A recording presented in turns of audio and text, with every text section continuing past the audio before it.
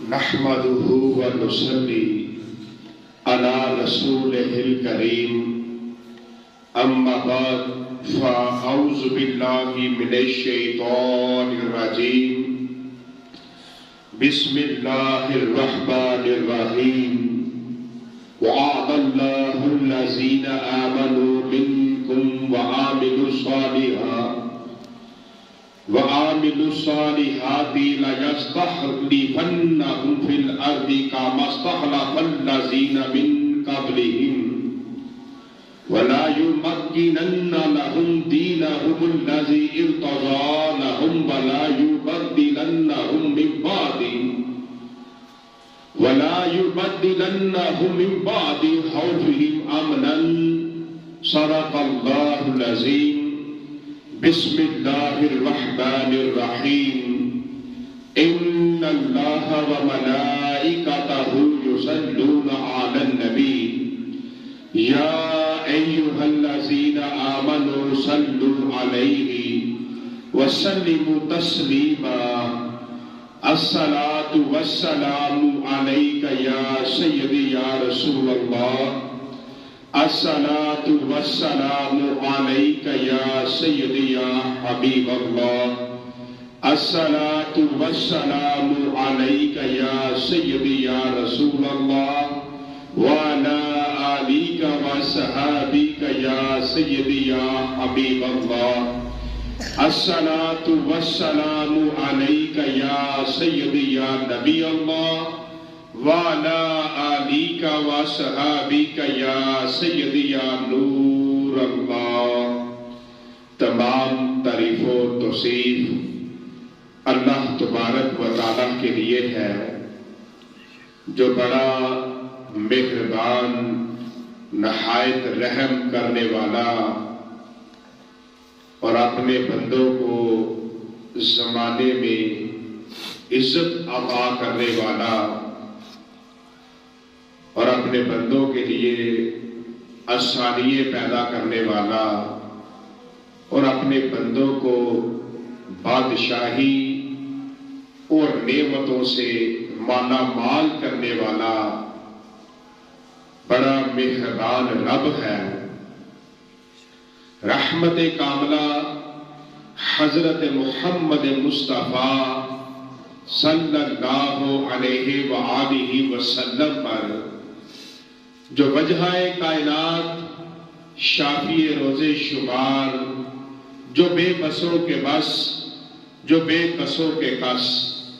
جن کا ذکر بے چین دل کا چین اور بے قرار دل کا قرار ہے، آج جمعۃ المبارک کا بابرکت دن ہے۔ اللہ تبارک و تعالیٰ کی بارگاہ میں دعا ہے کہ آج کے دن اپنی اترنے والی رحمتیں، اپنی برکتیں، اپنے فضل و کرم سے مجھے حاضرین کو، تمام سننے والوں کو اور پوری امت مسلمہ کو مالا مال فرمائے۔ دوران خطبہ قرآن مجید کی تھوڑی سی تلاوت کا شرف حاصل ہوا، جس میں اللہ تبارک و تعالیٰ نے فرمایا وَعَدَ اللَّهُ الَّذِينَ آمَنُوا مِنكُمْ، اللہ نے وعدہ دیا ان کو جو تم میں سے ایمان لائے۔ کن کو وعدہ دیا؟ جو ایمان لے کر آگے، یعنی جنہوں نے کفر کے دور کے اندر مشکلات بڑی بڑی کو برداشت کیا، بڑی بڑی مصیبتیں پریشانیاں جنہوں نے جھیلی، بڑے دکھ سہے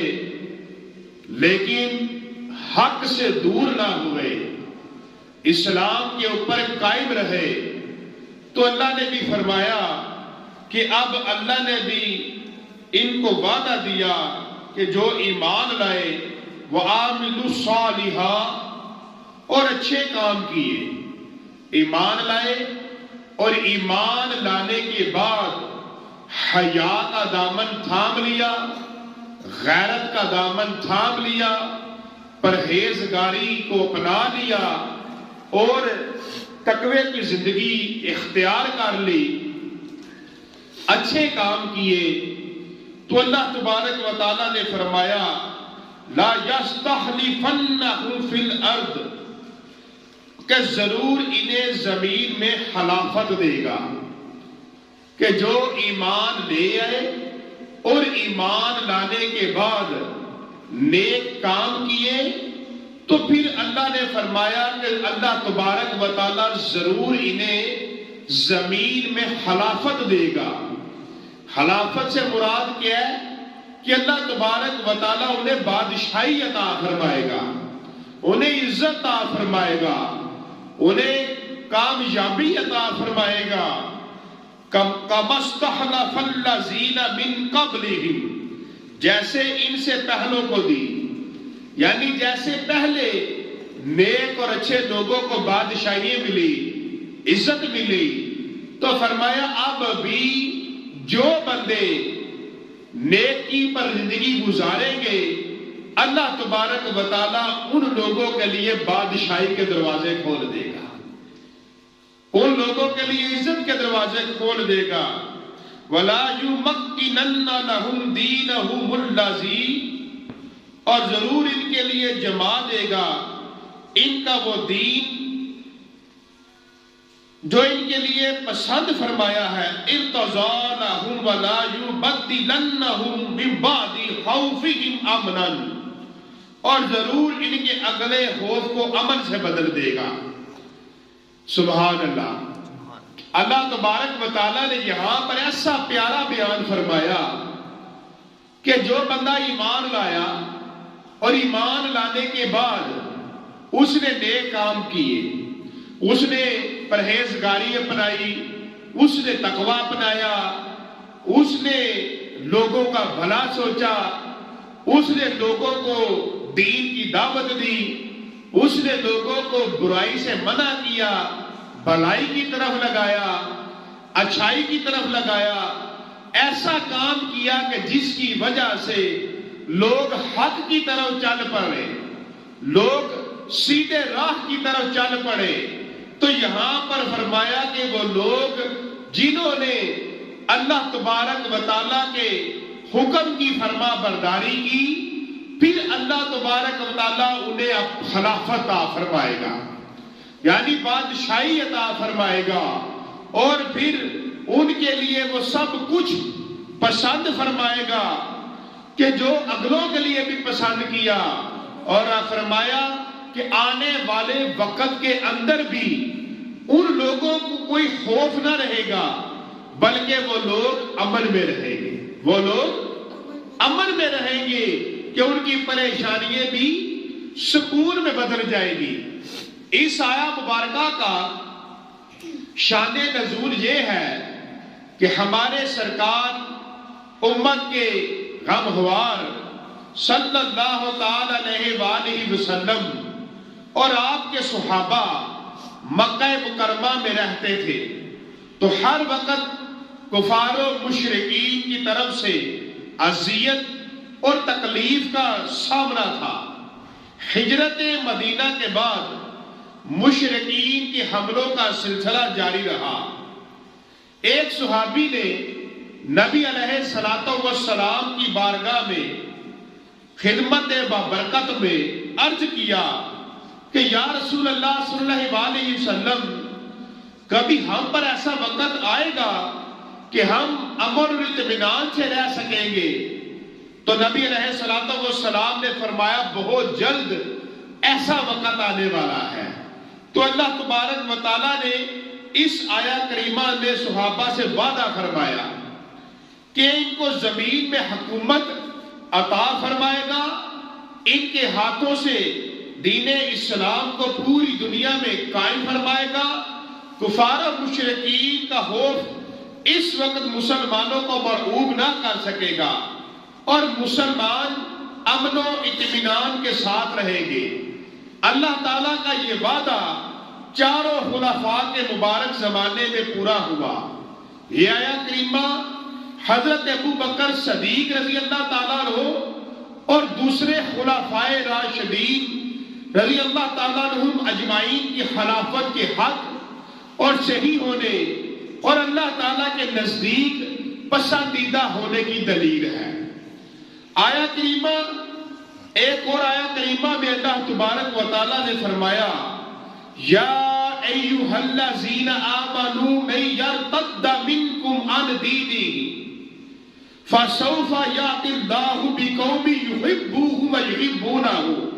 اذلۃ علی المؤمنین اعزۃ علی الکافرین یجاہدون فی سبیل اللہ ولا یخافون لومۃ لائم من ذلک فضل اللہ یؤتیہ من یشاء واللہ واسع علیم۔ اے ایمان والو، تم میں جو کوئی اپنے دین سے پھرے گا تو ان قریب اللہ ایسے لوگ لائے گا کہ وہ اللہ کے پیارے اور اللہ ان کا پیارا۔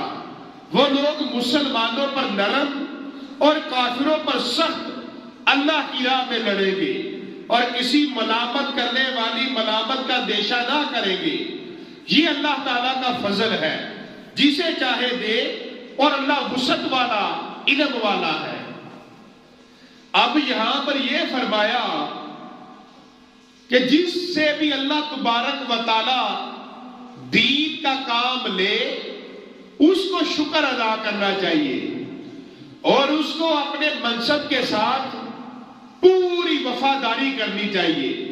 اور اس انسان کو چاہیے کہ وہ دین کے ساتھ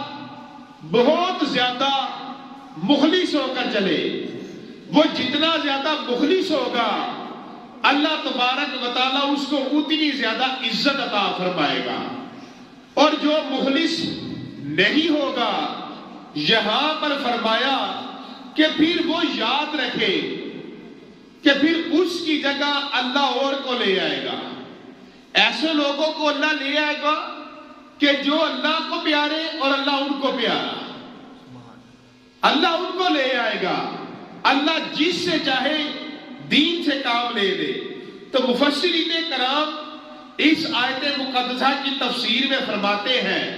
کہ قوم سے مراد حضرت ابو بکر صدیق رضی اللہ تعالیٰ عنہ اور ان کے ساتھی ہیں۔ حضور صلی اللہ علیہ وسلم کے وصال کے بعد کچھ لوگ اسلام سے پھر گئے، یعنی مرتد ہو گئے، تو حضرت ابو بکر صدیق رضی اللہ تعالیٰ عنہ اور ان کے صحاب ہی نے مرتدوں سے جہاد کیا اور پھر ان کو مسلمان بنایا۔ حضرت ابو قتادہ رضی اللہ تعالیٰ عنہ نے فرمایا کہ رسول اللہ صلی اللہ علیہ وسلم کے وصال فرمانے کے بعد جب عرب کے لوگ دین سے پھر گئے یعنی مرتد ہو گئے تو حضرت ابو بکر صدیق رضی اللہ تعالیٰ عنہ نے ان سے قتال فرمایا۔ تو اس زمانے میں ہم لوگ یعنی صحابہ آپس میں کہا کرتے تھے کہ یہ آیت کریمہ جو اوپر ذکر کی گئی ہے حضرت ابو بکر صدیق رضی اللہ تعالیٰ عنہ اور آپ کے صحابہ ہی کی شان میں نازل ہوئی ہے۔ اس لیے حضرت ابی بن ابی حاتم اور دیگر مفسرین فرماتے ہیں کہ یہ آیت کریمہ حضرت ابو بکر صدیق رضی اللہ تعالیٰ عنہ کے خلیفہ برحق ہونے پر ایک بڑی دلیل ہے کہ اس آیا میں یہ فرمایا گیا ہے کہ وہ اللہ تعالیٰ کے محبوب ہوں گے اور اللہ ان کا محبوب ہے۔ تو ثابت ہوا کہ حضرت ابو بکر صدیق رضی اللہ تعالیٰ عنہ اور آپ کے تمام ساتھی اللہ تعالیٰ کے محبوب ہیں۔ عاشق مصطفیٰ اعلیٰ حضرت فرماتے ہیں سایہ مصطفیٰ مایہ اصطفیٰ،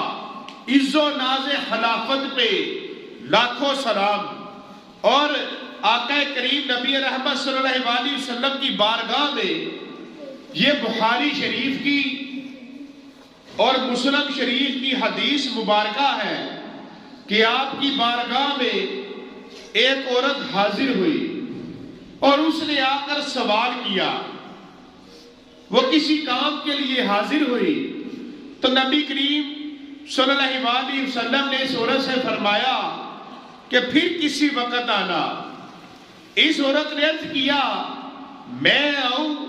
اور آپ کو نہ پاؤں، یعنی آپ وصال فرما جائے تو پھر میں کیا کروں؟ پیارے آقا کریم صلی اللہ علیہ وسلم نے فرمایا اے خاتون، اگر تو مجھے نہ پائے تو ابو بکر صدیق کے پاس چلی جانا۔ یہ بخاری شریف اور مسلم شریف کی حدیث مبارکہ ہے، یعنی اللہ تعالیٰ کے خلیفہ میرے آقا مولا صلی اللہ تعالی علیہ وآلہ وسلم کے اس ارشاد گرامی میں واضح اشارہ ہے کہ میرے بعد ابو بکر صدیق رضی اللہ تعالیٰ عنہ خلیفہ ہوں گے۔ حضرت امام شافعی رحمت اللہ علیہ فرماتے ہیں کہ یہ حدیث دلیل ہے کہ ہمارے حضور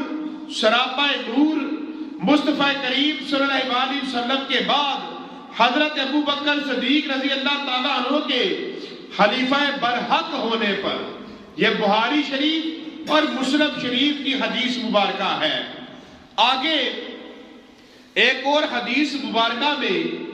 بیان ہے کہ رسول اللہ صلی اللہ علیہ وسلم سے پوچھا گیا کہ یا رسول اللہ صلی اللہ علیہ وسلم آپ کے بعد صدقات کس کے حوالے کرے؟ تو سرکار صلی اللہ علیہ وسلم نے فرمایا کہ ابو بکر کو دینا۔ اب یہ بھی حدیث مبارکہ بتا رہی ہے کہ نبی علیہ السلام نے اپنے بعد حضرت ابو بکر صدیق رضی اللہ تعالیٰ عنہ کو اپنا خلیفہ مقرر کیا۔ نبی رحمت شفیع امت صلی اللہ تعالی علیہ وآلہ وسلم آپ کے وصال فرمانے کے بعد اب سوال یہ پیدا ہوا کہ جانشین کون بنے گا؟ حدیث کی مشہور کتاب میں ہے کہ حضرت ابو سعید خدری رضی اللہ تعالیٰ عنہ سے روایت ہے کہ خلافت کے معاملات کو حل کرنے کے لیے صحابہ کرام رضوان اللہ علیہم اجمعین حضرت سعد بن عبادہ رضی اللہ تعالیٰ عنہ کے مکان پر جمع ہوئے۔ حضرت ابو بکر صدیق، حضرت عمر فاروق اعظم کے علاوہ بہت سے صحابہ موجود تھے۔ سب سے پہلے ایک انصاری صحابی کھڑے ہوئے اور انہوں نے لوگوں سے خطاب کیا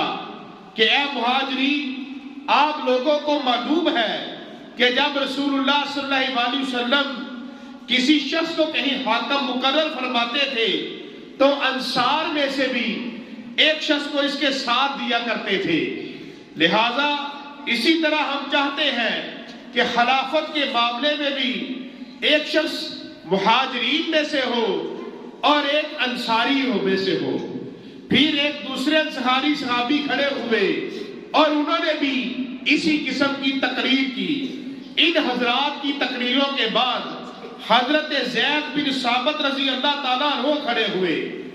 آپ نے فرمایا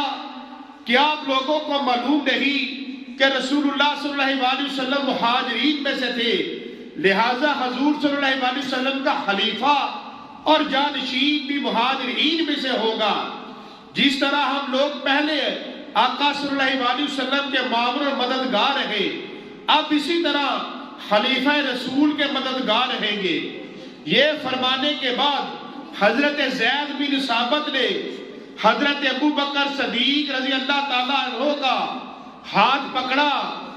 اور کہا کہ آپ ہمارے حاکم اور خلیفہ ہیں۔ پھر حضرت زید بن ثابت رضی اللہ تعالیٰ عنہ آپ نے آپ سے بیعت کی۔ پھر آپ کی بیعت کے بعد حضرت عمر رضی اللہ تعالیٰ عنہ نے اور پھر تمام جو لوگ موجود تھے سب نے آپ کی بیعت کی۔ اس کے بعد نبی علیہ السلام کے خلیفہ حضرت ابو بکر صدیق رضی اللہ تعالیٰ عنہ آپ منبر کے اوپر رونق افروز ہوئے اور محفل کے اندر جب غور سے دیکھا تو حضرت زبیر رضی اللہ تعالیٰ عنہ موجود نہیں تھے۔ پھر ان کو بلایا۔ جب حضرت زبیر کو بلایا تو حضرت صدیق اکبر نے فرمایا کہ آپ نبی پاک صلی اللہ علیہ وسلم کی پھپھو کے بیٹے ہیں اور آپ اسلام کی راہ میں کوئی رکاوٹ نہیں بنیں گے۔ اور انہوں نے بھی آپ کی بیعت کی اور فرمانے لگے کہ اے امیر المومنین ہم آپ کے ساتھ ہیں۔ تو پھر آپ نے دیکھا کہ مولا علی مشکل کشا، آپ بھی حضرت علی محفل میں موجود نہیں ہیں، تو آپ نے حضرت علی کو بھی بلایا۔ جب حضرت علی تشریف لائے تو صدیق اکبر رضی اللہ تعالیٰ عنہ نے فرمایا کہ آپ نبی پاک صلی اللہ علیہ وسلم کے داماد بھی ہیں اور چچا کے بیٹے بھی ہیں، آپ اسلام کی راہ میں کوئی رکاوٹ نہیں بنائیں گے۔ تو مولا علی نے فوری طور پر آپ کی بیعت کی اور عرض کی کہ ہم آپ کے ساتھ ہیں جیسے نبی علیہ الصلوۃ والسلام کے ساتھ تھے۔ تو حضرت ابو بکر صدیق رضی اللہ تعالیٰ عنہ جو نبی علیہ الصلوۃ والسلام کے خلیفہ بنے، جانشین بنے اور مسلمانوں کے پہلے خلیفہ امیر المومنین حضرت ابو بکر صدیق تھے۔ حضرت ابو بکر صدیق رضی اللہ تعالیٰ عنہ آپ بڑی شان والے تھے۔ حضرت عائشہ صدیقہ رضی اللہ تعالیٰ عنہ سے روایت ہے کہ نبی علیہ الصلوۃ والسلام بیمار ہو گئے تو آپ نے فرمایا کہ ابو بکر سے کہیں کہ وہ مسلمانوں کی امامت فرمائے۔ تو حضرت عائشہ نے عرض کی کہ وہ بڑے نرم دل والے ہیں، آپ کی امامت کا مسلح خالی دے کر وہ نماز نہیں پڑھا سکیں گے، آپ حضرت عمر کو فرمائے۔ تو آپ نے فرمایا نہیں، صدیق اکبر کو فرمائے۔ اور نبی پاک صلی اللہ علیہ وسلم آپ نے جب یہ حکم دیا تو اس وقت حضرت ابو بکر صدیق وہاں پر موجود نہیں تھے۔ تو حضرت عمر رضی اللہ تعالیٰ عنہ مسلمانوں کی امامت کے لیے آگے ہوئے۔ جب وہ مصلی کے قریب ہوئے تو نبی علیہ الصلوۃ والسلام نے فرمایا لا لا لا یا واللہ والمسلمون الا ابا بکر یصلی بالناس، ابو بکری یعنی نہیں نہیں نہیں، اللہ تعالیٰ اور تمام مسلمان ابو بکر ہی سے راضی ہیں اور وہی لوگوں کا نماز پڑھائیں گے۔ یہ حدیث مبارکہ بھی صدیق اکبر رضی اللہ تعالیٰ عنہ کے خلیفہ اور جانشین ہونے کے بارے میں بتاتی ہے۔ اور ایک دفعہ حضرت ابو بکر صدیق رضی اللہ تعالیٰ عنہ آپ نماز امامت فرما رہے تھے، نماز کھڑی تھی، بخاری شریف کی حدیث مبارکہ اور کتابوں میں بھی ہے، نماز کھڑی تھی کہ نبی علیہ الصلوۃ والسلام چند دن سے باہر اپنے حجرے سے تشریف نہ لائے تھے۔ تو نبی پاک صلی اللہ علیہ وسلم نے فرمایا میں دیکھوں تو صحیح کہ میرے صحابہ نماز کیسے ادا فرما رہے ہیں۔ تو آپ نے اپنے حجرے سے پردے کو پیچھے کیا تو صحابہ کے کانوں پر قربان جائے، صحابہ کے عشق پر قربان جائے کہ جب پردے کو پیچھے کیا گیا تو صحابہ کو پردہ پیچھے کرنے کی بھی، کپڑے کی ہلنے کی بھی آواز چلی گی اور سب نے گردنیں موڑ کر اپنے قریب کی طرف دیکھا، اپنے آقا اور مولا کی طرف دیکھا۔ اور حضرت ابو بکر صدیق رضی اللہ تعالیٰ عنہ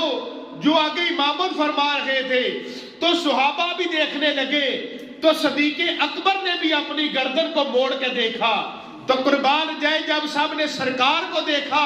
تو قریب فرمانے لگے کہ اے صحابہ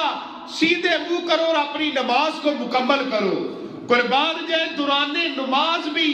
نبی علیہ الصلوۃ والسلام کے چہرہ انور کی طرف دیکھا اور بائیں طرف مڑ کر دیکھا تو ایسے دیکھنے سے بھی صحابہ کی نماز نہ ٹوٹی، بلکہ حضور کو دیکھنا بھی ایک عبادت ہے۔ تو نماز میں دیکھا تو قریب آقا نے یہ بھی نہ فرمایا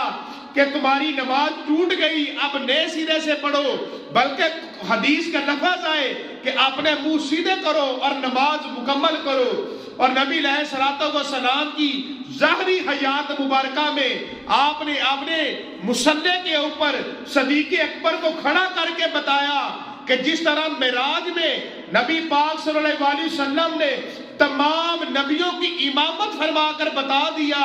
کہ تمام نبیوں سے افضل ہمارے نبی ہیں، اسی طرح بتا دیا تمام صحابہ سے افضل حضرت ابو بکر صدیق ہیں۔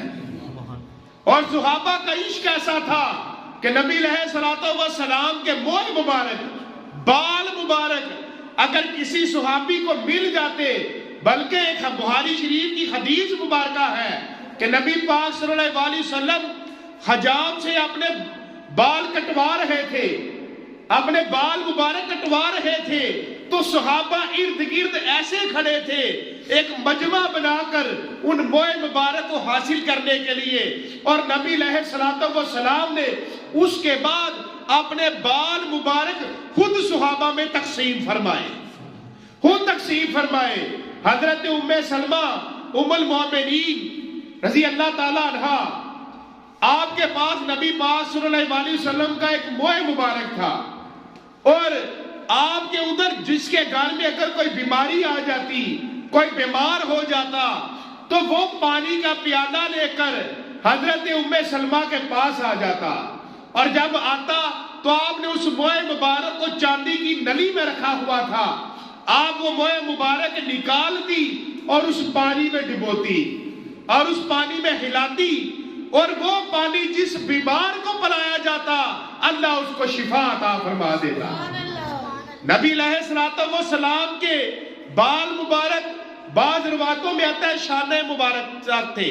بعض میں آتا ہے کانوں کے نیچے تک تھے، اور بعض میں آتا ہے کہ آدھے کان تک تھے، یعنی کہ اس سے ایک پتہ چلتا ہے کہ نبی پاک صلی اللہ علیہ وسلم جب اپنے بالوں کو کٹواتے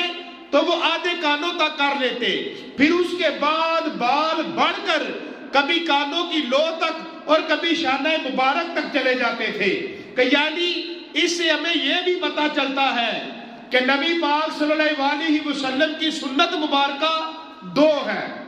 ایک یا تو زلفیں رکھنا، یا تو زلفیں رکھنا، تو یا تو ٹین مبارک کے سر منڈوانا، کہ بالکل وہ یہ دو سنت ہے، باقی ہم جو کٹنگ کرواتے ہیں وہ غلط کرواتے ہیں۔ حضور کی جو سنت ہے اپنی زندگی میں ہمیں ان کو اپنانا چاہیے، کہ سرکار کی سنت ہے یا زلفیں یا سر کے اوپر منڈوانا، یعنی کہ ٹن جیسے ہماری زبان میں پنجابی میں بولتے ہیں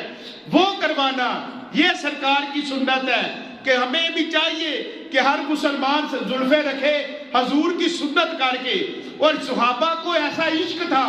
کہ حضرت انس بن مالک رضی اللہ تعالیٰ عنہ آپ جب دنیا سے پردہ فرمانے لگے تو آپ نے فرمایا کہ جب مجھے قبر میں دفن کرنے لگو تو میرے منہ کے اندر نبی پاک صلی اللہ علیہ وسلم کا ایک بال مبارک رکھ دینا، اور ایسا ہی کیا گیا کہ حضرت انس بن مالک رضی اللہ تعالیٰ عنہ جب آپ کو قبر کے اندر دفنانے لگے تو آپ کے منہ کے اندر، آج تو بد عقیدہ لوگوں نے سعودی عرب کے اندر بھی بڑے بڑے تبرکات اور مبارک جگہ کو شہید کروا دیا، مسمار کروا دیا، اور ان کا حال یہ ہے کہ وہ ایک ایکٹر کے ہاتھ لے کر اس کا نقشہ لیتے ہیں اور اس کو تبرک کر کے رکھتے ہیں۔ ان کے ایمان میں اتنی کمزوری آ گئی ہے کہ جو نیک لوگوں کے، صحابہ کے، اہل بیت کی مبارک جگہ تھی، تبرکات تھے، ان کو تو ضائع کروایا، ان کے خلاف فتوے دیے، اور لیکن ایک جو کفر کی طرف لے کر جائے، جو بے حیائی کی طرف لے کر جائے، اس کو انہوں نے تبرک کر کے رکھ لیا۔ اللہ تبارک و تعالی ہمیں ان بد عقیدگیوں سے بچائے اور تبرکات کا ادب اور احترام کرنے کی توفیق عطا فرمائے، اور ہمیں بھی اپنے سروں کے اوپر نبی پاک صلی اللہ علیہ وسلم کی سنت مبارکہ سجانے کی توفیق عطا فرمائے۔ 100% بات ہے کہ ہم سب کے اوپر موت آنی ہے اور ہم نے اس دنیا کو چھوڑ کے جانا ہے، سارے فیشن ختم ہو جانے ہیں، تو بہترین انسان وہ ہے جو فیشن وہ اپنائے جو حضور کی سنت ہو، تاکہ اللہ ہمیں دونوں جہانوں کی کامیابی عطا فرمائے۔ وما علینا الا البلاغ المبین، جنہوں نے سنتے ادا کرنی ہے وہ سنتے ادا کریں۔